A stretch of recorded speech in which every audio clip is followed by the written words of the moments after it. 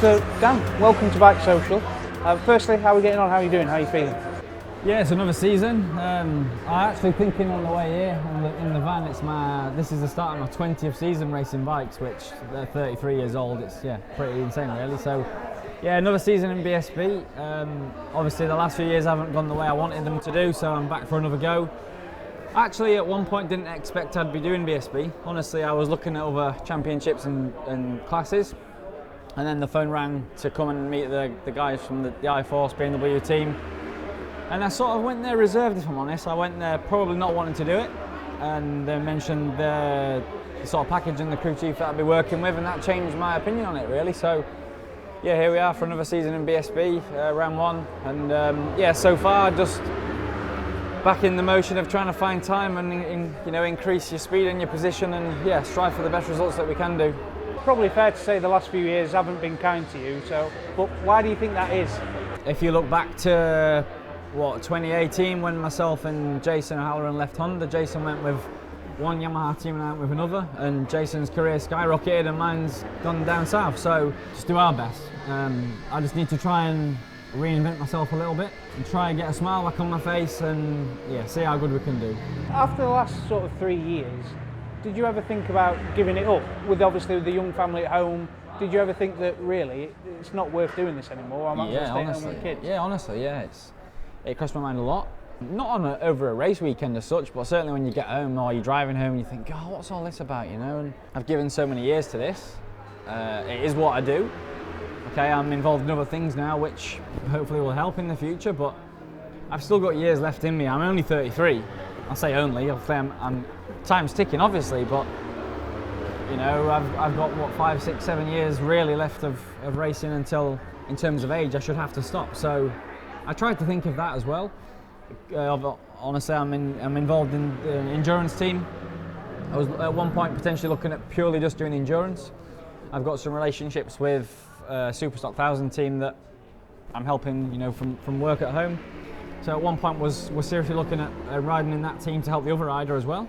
My team that I'm with now have obviously taken a punt with me or believe in me, so I'm here to do the best job I can for them. And I do enjoy working with Ray Stringer, so that's putting a smile on my face at the moment. But it does grate on me a little bit that I feel like if I had an official chance, then I'd be a lot closer to the front consistently. So just mentioned there, you said the word belief, that the team that you are with now believing in you, but you still sort of had that for the last 3 years. Tag Racing really did believe in you, and you believed in them that it was going to happen, but it just didn't seem to work, did it really? Yeah, absolutely that. They did. They must have done, you know, to stick with me for 3 years after the early problems with the Yamahas.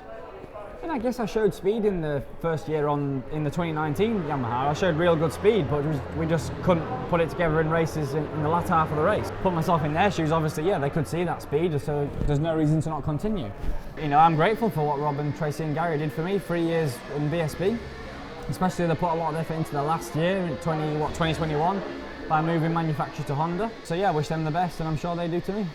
How much is the world endurance job sort of help get your love for racing back? Because I remember a text message that come through to me a while ago with a scrape on your elbow saying a washed up racer can still get their elbow down. So it seems to have sort of brought that love back. Well, last year, so 2021, so the back end of the season with the tag guys, when I first had to go on the Yamaha endurance bike, I was, after the issues we'd had and not sort of been able to deliver in races but show a little bit of one-lap speed now and again, and this chatter issue still floating around a little bit, it's natural to start to think, is it me, is it how I ride, is it my sort of Sunday riding style that I have?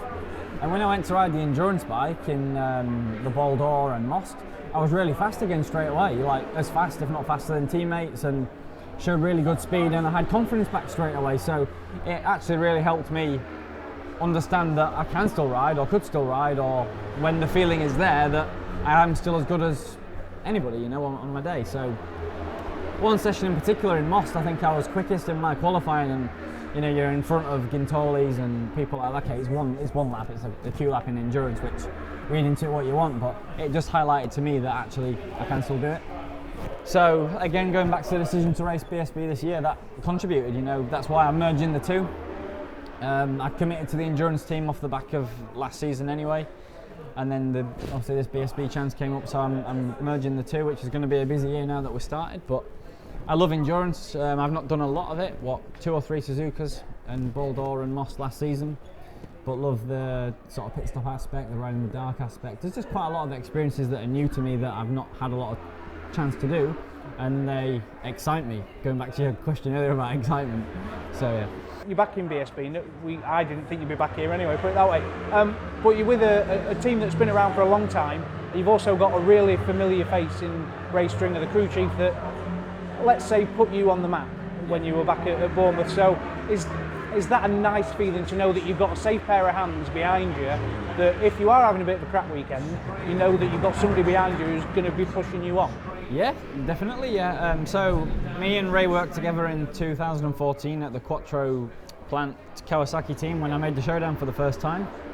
And if I'm honest, that's probably the season that propelled me to sort of being recognised, and I got the chance to ride with Honda off the back of that. So, you know, I've got to be really thankful to Ray and the Quattro guys for that season to put me in that position. But I think me and Ray immediately worked well together. A lot of riders don't, you know, like maybe Ray's way of working or whatever, but I think he understands that I need a cuddle sometimes, and there's maybe riders that need a kick up the arse and riders that need a cuddle, and I think I'm one that needs a cuddle, and I think he knows when that time is necessary. So yeah, we've hit off again pretty much like we did 2014.